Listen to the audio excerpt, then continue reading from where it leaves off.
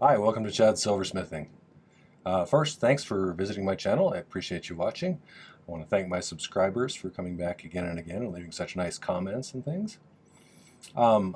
Make sure to like the video before you leave. That helps me out a great deal. And I want to give a special thanks to those people who've been contributing to my coffee fund by buying me a coffee up at the link in the top right corner up there. There's also a link in the description of the video if you'd care to do that yourself.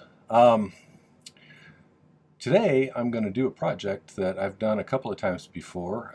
It works well with a kind of a pear-shaped stone, and what I'm going to use is I'm going to use that as the head of an elk, and we're going to make a big elk necklace where you split a chain and hook it onto two of the antlers.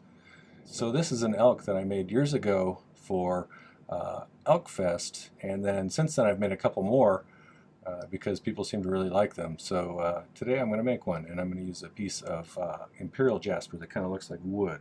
So I'll show that to you in a minute. So stay tuned. Okay, so to start with, here's that stone that I was talking about. It's an Imperial Jasper. It kind of looks like wood or bone, so I thought it might make kind of an interesting face for my elk. For the antlers, I'm going to be using various sizes of half-round wire. I have some 6 gauge half round, which is very wide, some 8 gauge, and then I have some 12 gauge, I believe, and I'll use those for the antlers. For the back of the bezel, I'm using 26 gauge sterling sheet, and for my bezel around the stone, I'll be using 28 gauge, 3/16 inch tall fine bezel strip. And I think that's pretty much all we need. I might need a couple of pieces of 14 gauge round for the little bales that attach to the back of the antlers. We'll see. I'm not sure how I'm going to do that yet.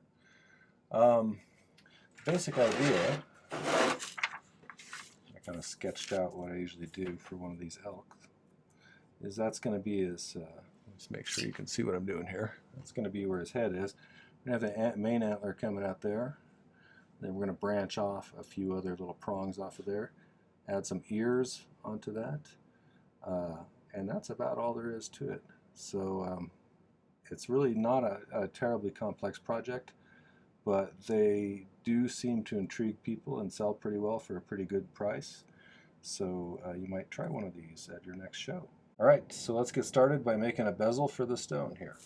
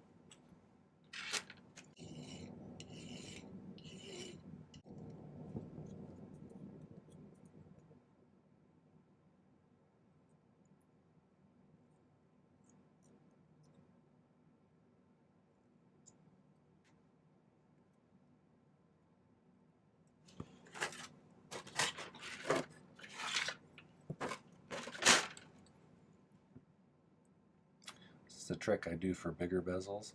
If you put a little dimple in the bottom here, it makes it a little bit more springy, so these two floppy ends that you're trying to line up push together a little tighter and stay in place better. I explained that well, I hope.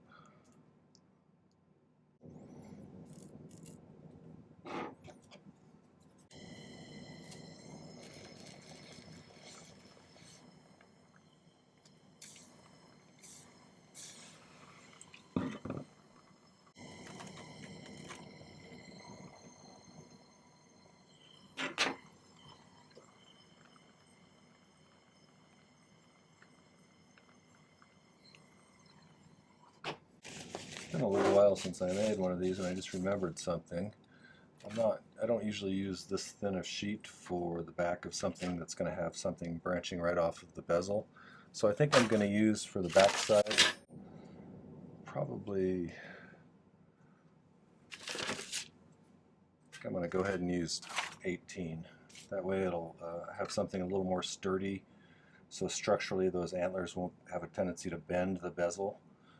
Bezel itself is pretty flimsy, and so if you try and attach things to it and they have any kind of a torque or a leverage put on it, it's going to pull it away from the stone. So if I have a thicker bottom where it's attached, it should do that a lot less. So I'm going to use a little bit thicker sheet for this one. This is one of those times where I've said in past videos that I always use 26 gauge sheet for the backs unless there's an issue structurally for that. This is one of those times where you have some stuff right attached to the side of the bezel. So where I use a little bit thicker stuff. Okay, solder joint you're going to want to put on the long side of one of these guys probably.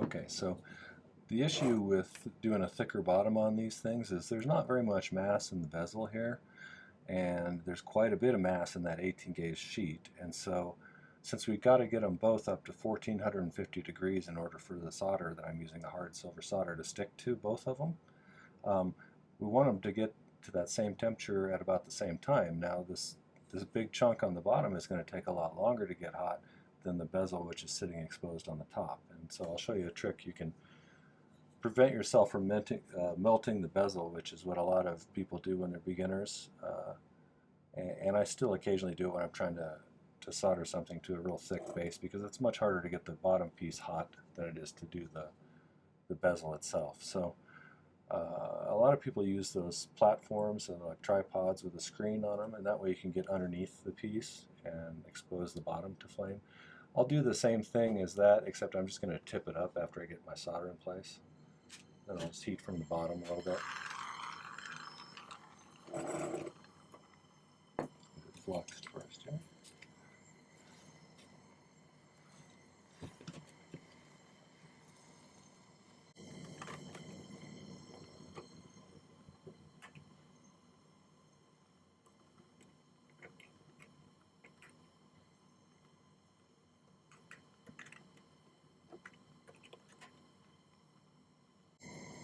And here's a trick.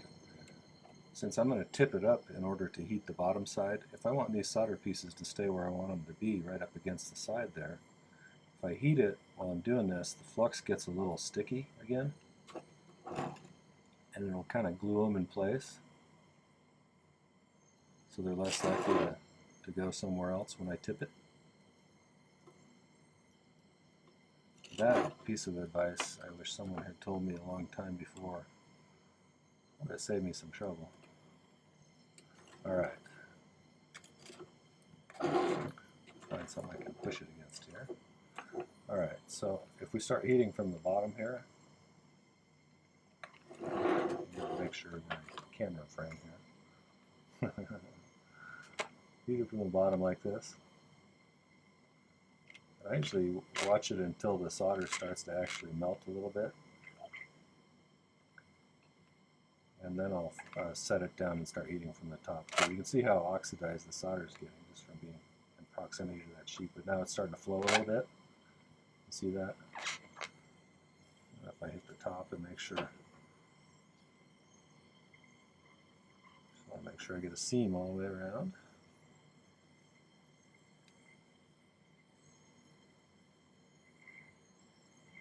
I think I missed a spot over here, right up in there.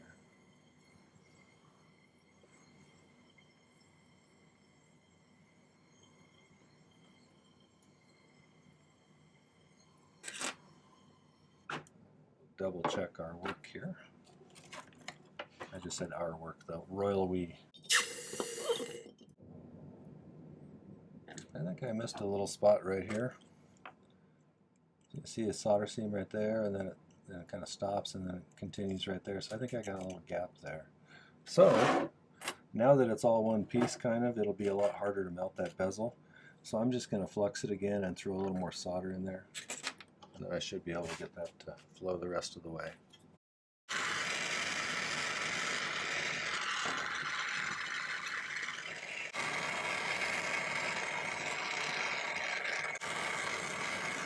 Make sure there's no other spots I missed.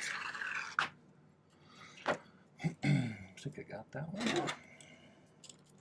Sometimes, if you saw I was putting a little downward pressure on the top, you can do that, but you have to be very careful when you're doing that, because silver, when it's under the heat like that, becomes fragile and brittle almost. So you can tear it pretty easily. Okay, now I can just trim off this excess here.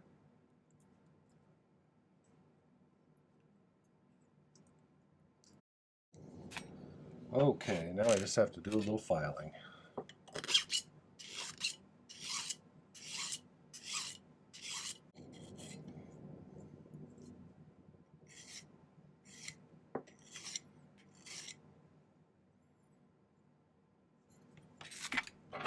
Okay.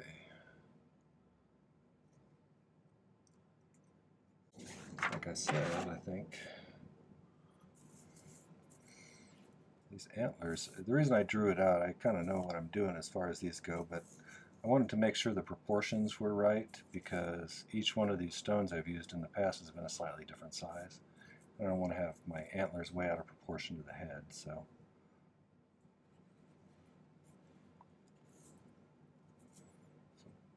Likely about that long for the long one. And just a 6 gauge half round.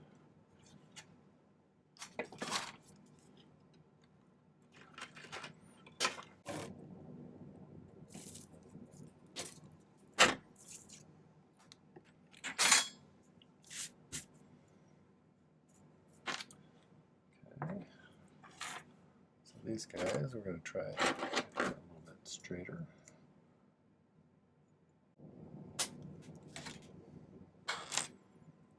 Okay, so I'm going to go ahead and cut all of these things, I think, first. So I think for these two, I'm going to use that, what do you call it, 8 gauge.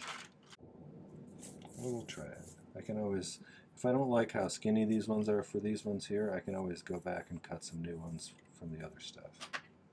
So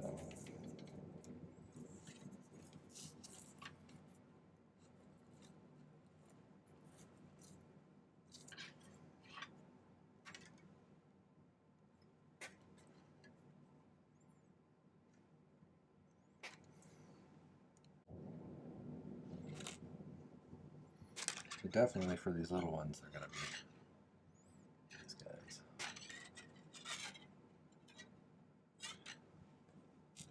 Actually, you know what? I think it'll be a lot easier to file these ones when they're still attached, because I need to taper all of these.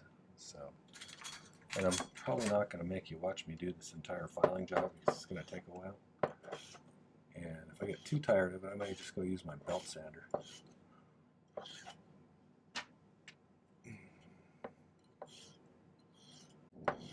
We won't tell anybody.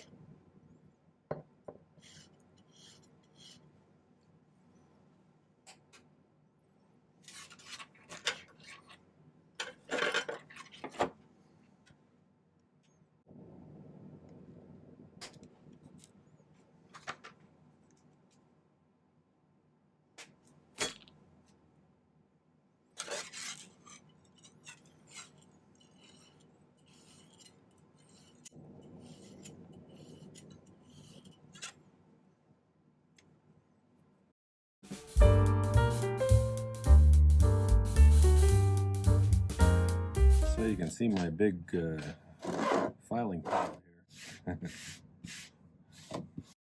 Okay, so now I need to start making some bends in these guys. File them all kind of to a rough taper. And clean them up later on with the Dremel a little bit if we need to. But let's start with the the main antlers here. So I'm going to use my flat nose pliers and put the flat side of the half round on the table like that, and then just kind of use some leverage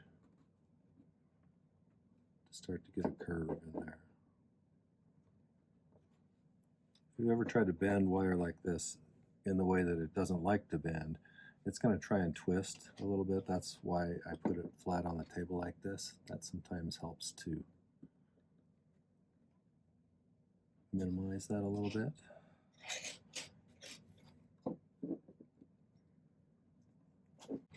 Something else we can do if these start to get to be too hard to bend this way is we can anneal it a little bit.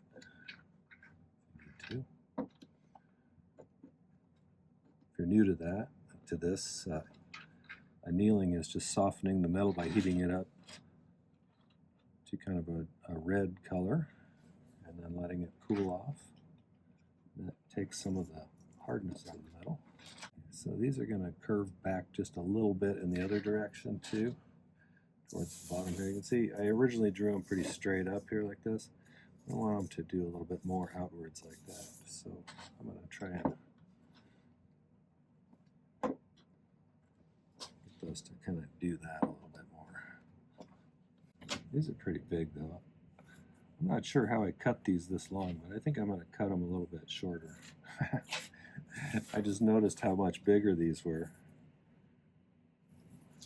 I tell you what, let's bend them.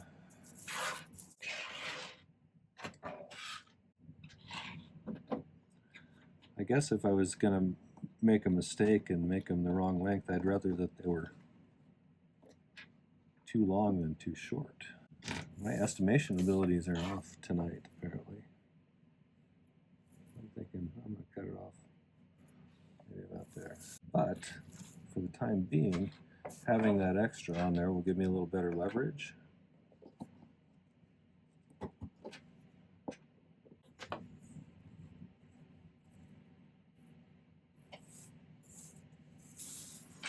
It's more like what I want, but I kind of made it a little less smooth when I was doing that. See that I'm making some marks on here, but I'm trying to minimize that so that I can just grind them away.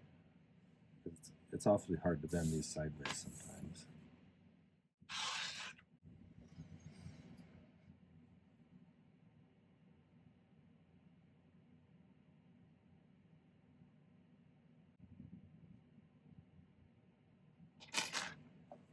Pretty close. Probably good enough for the moment. So I'm going to cut this off.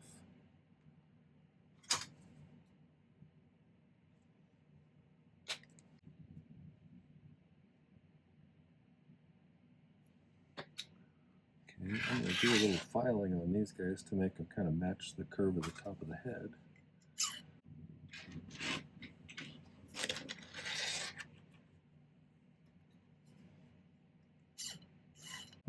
I think maybe it might be easier if we solder them onto this one first.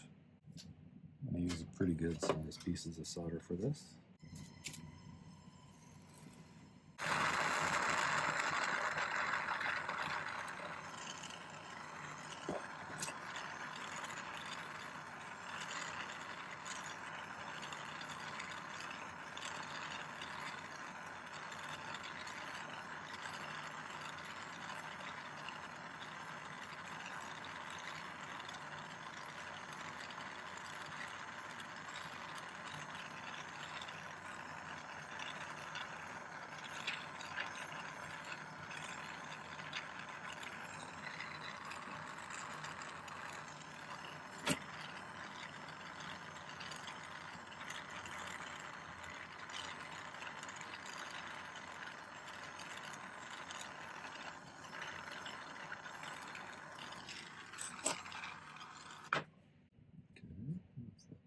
Too bad.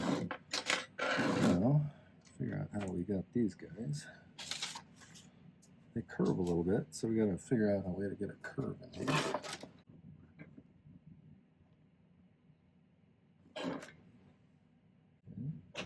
I usually kind of judge these as when I set them underneath.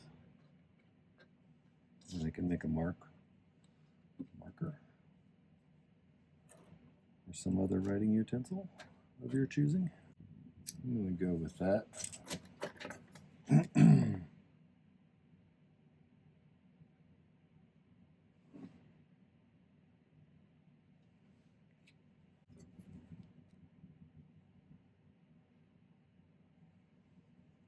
I cut them at kind of an angle like that because I think that's the way they're going to go.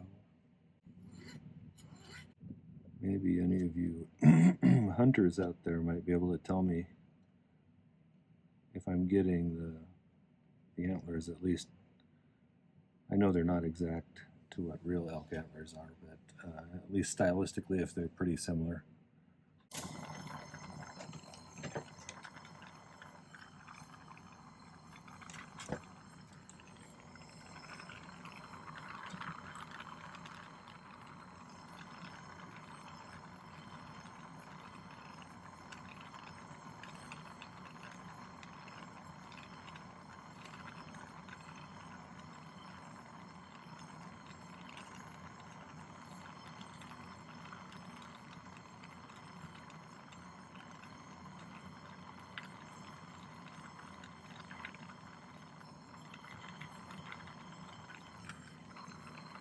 Good example of when you don't heat things correctly. Like I didn't quite get the entire bigger piece here hot enough before I picked in there. I moved the pick in, and this thing, which is smaller, takes a lot less time to get up to the 1450 degrees that'll melt the solder.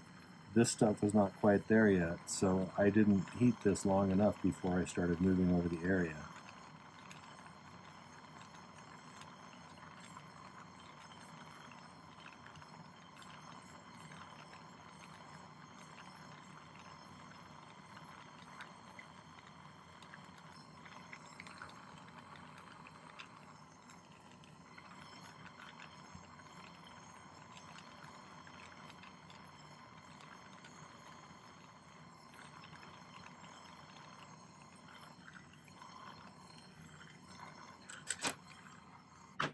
These guys are just going to kind of peek out. Look at that drawing here. I got these little two right there. I'm going to have them kind of peek out there.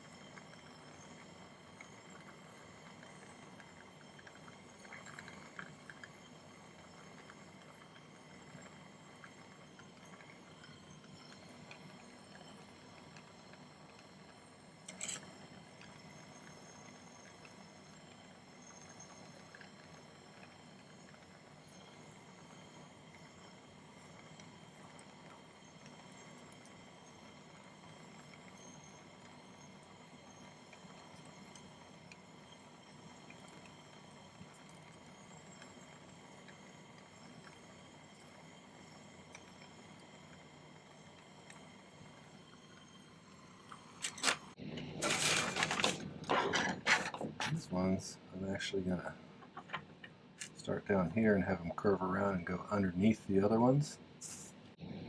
Kind of curve just a little more sharply than that, I think. These thinner ones, once I can get a grab on it, I can probably do a lot of it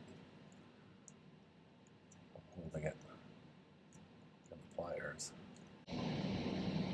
That looks about right. Got to do the opposite on this side.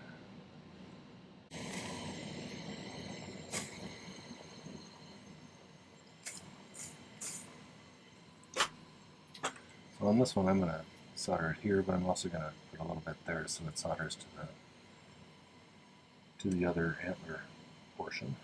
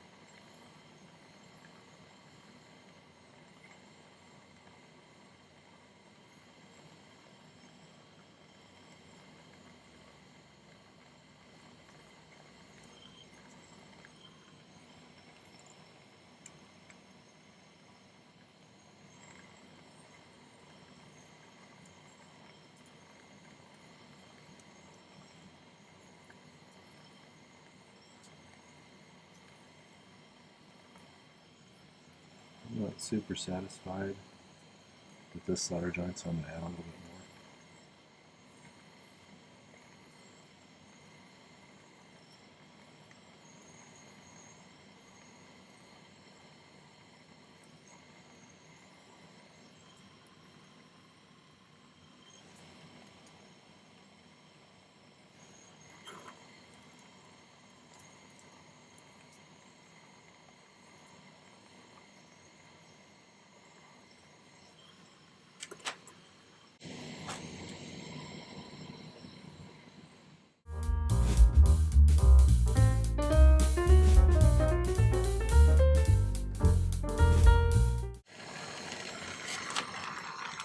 Pretty good there.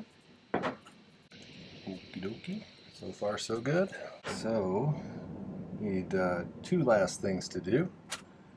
I'm going to make some ears for him. I think I'm going to use 26 gauge sheet for that. And then for the border of the ears, I'll just use some 18 gauge wire head laying around here. So I guess I'm going to make the shape of the ears first. I'm just going to kind of hand shape these. So my ears are kind of just leaf shaped.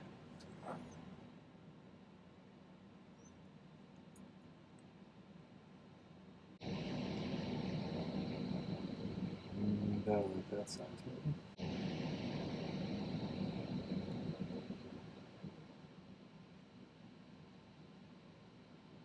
I want them to be approximately the same size. I would imagine anybody's ears are exactly the same. Mine probably aren't. I have unfortunately reached the age where you start to get those weird ear hairs that start growing out periodically. I'm not quite sure why.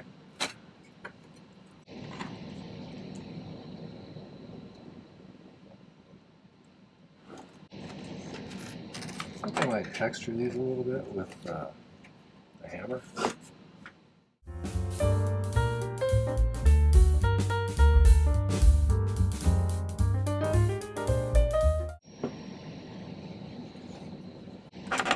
The easiest way to get these to solder on here without a lot of slop is to pick a little bit of solder on the wires so that it kind of flows along the length of the wire, and just set it on top of the piece of sheet and then heat the whole thing till it flows again.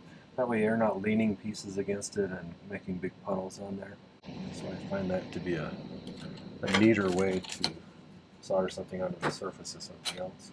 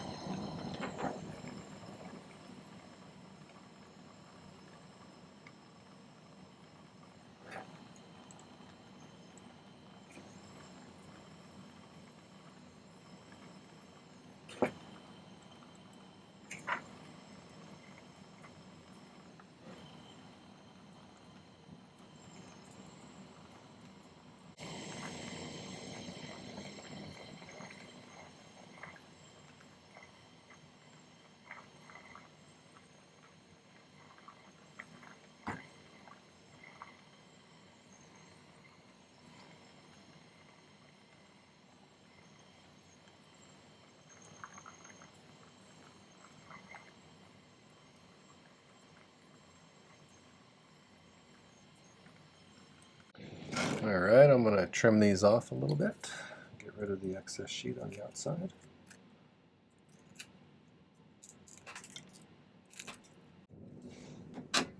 Just file off the excess sheet. I'm going to go like right there, but I have to cup these a little bit.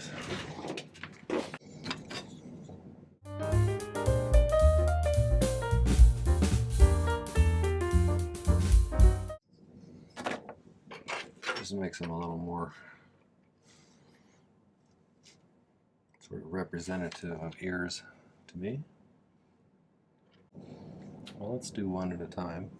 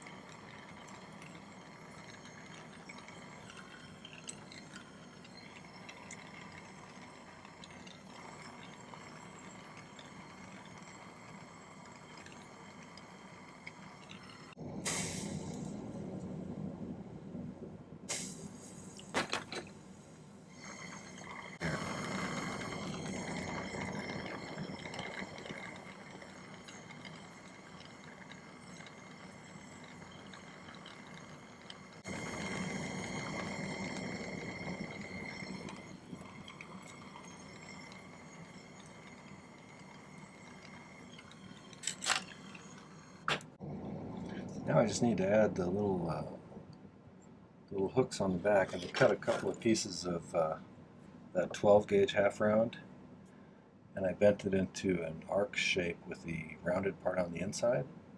And then what I think we'll do is we'll mount these maybe kind of right there, same way on the other side here, and then we'll just attach a split chain with a jump ring on the end of each end to that. So, in order to prevent anything from going awry, see if I can push this down in here so nothing can fall off. Nobody wants their body parts falling off. So, the easiest way to do this probably is to pick a little solder on the end of each of these and just pick it up and plop it on there where I want it, once the piece is to the right temperature.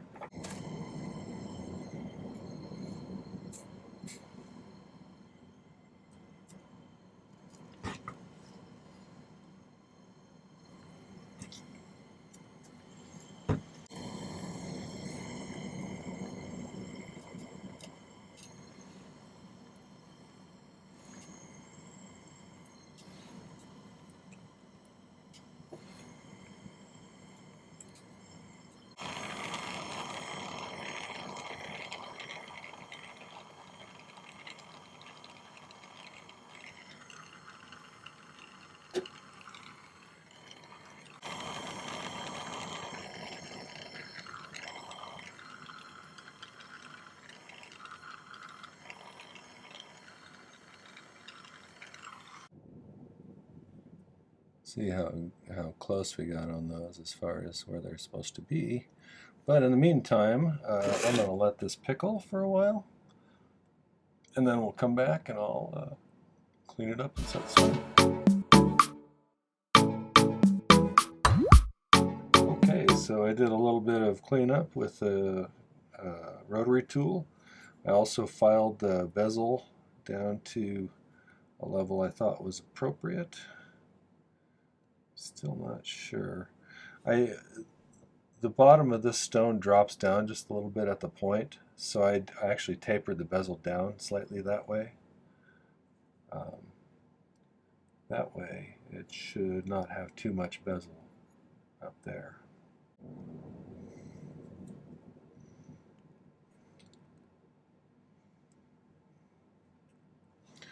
One thing on sharp points like this, when you have a bezel that's comes to a sharp point, it has a tendency to wrinkle in that spot because you're trying to force too much metal into too small of a space. So I've found that if you thin out just a little bit the bezel right at the top there, that'll make it a lot easier to compress that metal over that.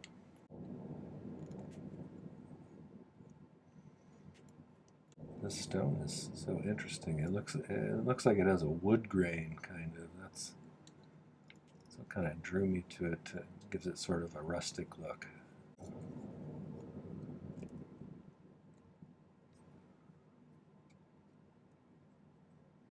All right. So I think I'm going to go polish that, and I'll come back and show you what it looks like when it's done. I still need to clean this up a little bit more, but there's the finished product. And like I said, maybe I'll do a video on how to split a chain and put a jump ring on either end so you can connect it to these individual spots. So maybe I'll save that for another video. But that's the product. I'll take a better picture. Actually, once I clean it up a little better, and then I'll put it at the end. Okay, that was the elk head necklace. I hope you liked that one. If you did, make sure to hit the like button. I'd love to have you subscribe to my channel, and if you feel like contributing to my cause, there's a button up in the top right-hand corner of the YouTube main page for me to buy me a coffee. So if you want to do that, go ahead. If not, that's fine too. Thanks for visiting, and I hope you have a nice holiday season. Take care. Happy silversmithing.